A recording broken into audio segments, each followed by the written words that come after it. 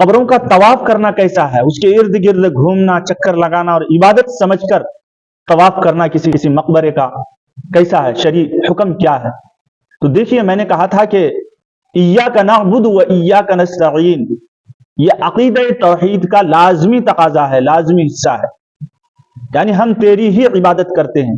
جب ہم نے کہا اشہد ان لا الہ الا اللہ، تو اس کا مطلب کیا ہے کہ اللہ کے علاوہ کوئی عبادت کے لائق نہیں ہے، معبود صرف اور صرف اللہ ہی ہے، اللہ کے سوا کوئی عبادت کے مستحق نہیں ہے، کسی کی عبادت نہیں کی جائے گی اللہ کے سوا۔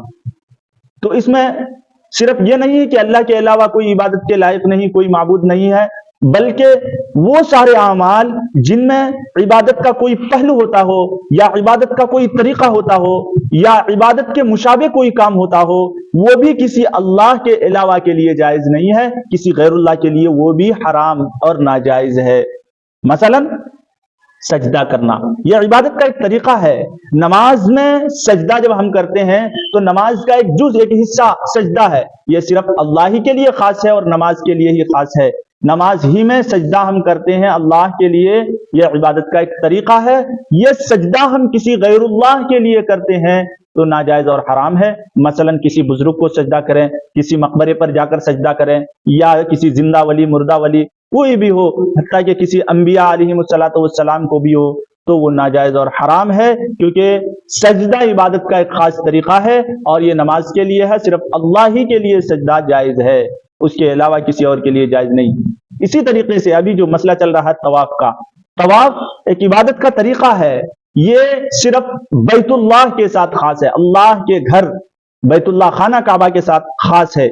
اس کے علاوہ اگر ہم کسی مقبرے کا طواف کرتے ہیں، کسی بزرگ کے مزارات کا طواف کرتے ہیں، حتیٰ کہ روضہ رسول اللہ کے نبی صلی اللہ علیہ وسلم کے روضے کا طواف کرتے ہیں، وہ بھی ناجائز اور حرام ہے، کیونکہ یہ صرف اللہ کے گھر کے ساتھ خاص ہے، عبادت کا ایک طریقہ ہے، یہ صرف بیت اللہ کے ساتھ خاص ہے کہ وہاں اگر ہم طواف کریں تو یہ عبادت ہے، اجر و ثواب ہے۔ اس کے علاوہ اگر ہم کسی گھر کا طواف کرتے ہیں، کسی مقبرے کا طواف کرتے ہیں، کسی مزار کا طواف کرتے ہیں، حتیٰ کہ روضہ رسول کا بھی اگر ہم طواف کرتے ہیں عبادت سمجھ کر، تو ناجائز اور حرام ہے۔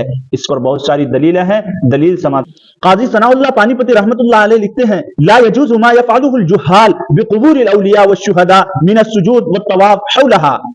جاہل لوگ اولیاء اور شہداء کی قبروں کے ساتھ جو معاملات کرتے ہیں وہ سب ناجائز ہیں، یعنی قبروں کو سجدہ کرنا، ان کے ارد گرد گھومنا۔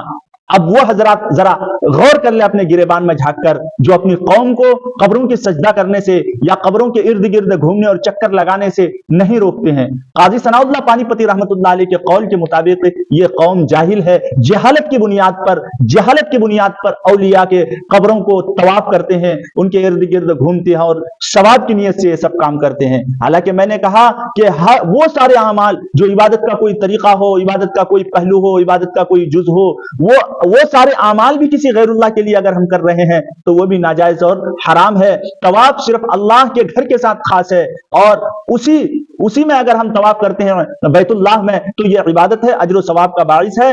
بیت اللہ کے علاوہ کسی گھر کا طواف کرے، کسی مزار کا طواف کرے، یا کوئی بھی وہ گھر کیوں عظیم الشان کیوں نہ ہو، حتیٰ کہ روضہ رسول کا بھی اگر ہم طواف کرتے ہیں عبادت سمجھ کر، وہ بھی ناجائز اور حرام ہے۔ خود بریلوی حضرات کے پیشوا لیڈر احمد رضا خان صاحب لکھتے ہیں، بلا شبہ غیر کعبہ معظمہ کا طواف تعظیمی ناجائز ہے اور غیر خدا کو سجدہ ہماری شریعت میں حرام ہے۔ اب جو حضرات قبروں کا طواف کرتے ہیں، تھوڑا وہ اپنے اس عمل پر غور کر لیں کہ وہ احمد رضا جو ان کے پیشوا اور لیڈر ہے، جو ان کے امام ہے، وہ اپنے امام کو کتنا مانتے ہیں۔ ان کے نزدیک بھی غیر خدا کو سجدہ کرنا ناجائز اور حرام ہے، اور کعبۃ اللہ کے علاوہ کسی گھر کا طواف کرنا ناجائز اور حرام ہے۔ پھر کیسے یہ لوگ ہیں کہ احمد رضا کو بھی مانتے ہیں اور ان کی نہیں مانتے؟ قبروں پر آذان دینا کیسا ہے؟ اہم مسئلہ ہے۔ بعض لوگ میت کو دفن کرنے کے بعد قبر پر آذان دیتے ہیں۔ بعض لوگ سے مراد کون ہے آپ اچھی طرح جانتے ہیں۔ تو بعض لوگ کہتے ہیں کہ میت کو دفن کرنے کے بعد قبر پر ہم آذان اس لیے دیتے ہیں کہ شیطان مسلمان کا کھلا دشمن ہے، وہ قبر میں داخل ہو کر مردے کو بہکاتا ہے، اس لیے ہم قبر پر آذان دیتے ہیں۔ یہ کتنی جہالت، کھلی ہوئی گمراہی اور بدعت و خرافات ہے۔ شیطان مردے کو بہکاتا ہے قبر میں داخل ہو کر، اور پھر دلیل میں پیش کرتے ہیں کہ حدیث میں ہے کہ آذان کی آواز سن کر شیطان بھاگتا ہے۔ تو ہم اس لیے اذان دیتے ہیں تاکہ شیطان قبر میں داخل ہو کر مردے کے ساتھ شرارت نہ کرے اور شرارت سے محفوظ. ترجمان اہل سنت والجماعت علماء حق علماء دیوبند کا کہنا ہے کیونکہ قبروں پر اذان دینا نہ تو نبی کریم صلی اللہ علیہ وسلم سے ثابت ہے، نہ صحابہ سے ثابت ہے، نہ تبع تابعین سے ثابت ہے، اس لیے دین کا حصہ نہیں ہے. اس لیے ہم اذان نہیں دے سکتے ہیں اور اذان دینا درست بھی نہیں ہے.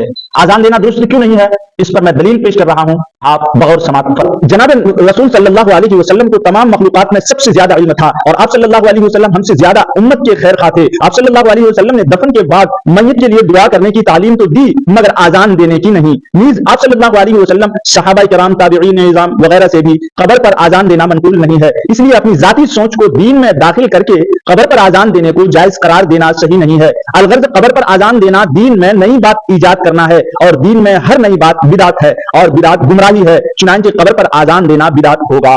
رہا مسئلہ شیطان کے بھٹکانے کا، تو شیطان کے بھٹکانے کی طاقت صرف اور صرف انسان کے زندہ رہنے تک ہی ہے. انسان کے مر جانے کے بعد اس کو بھٹکانے کی طاقت نہیں ہے.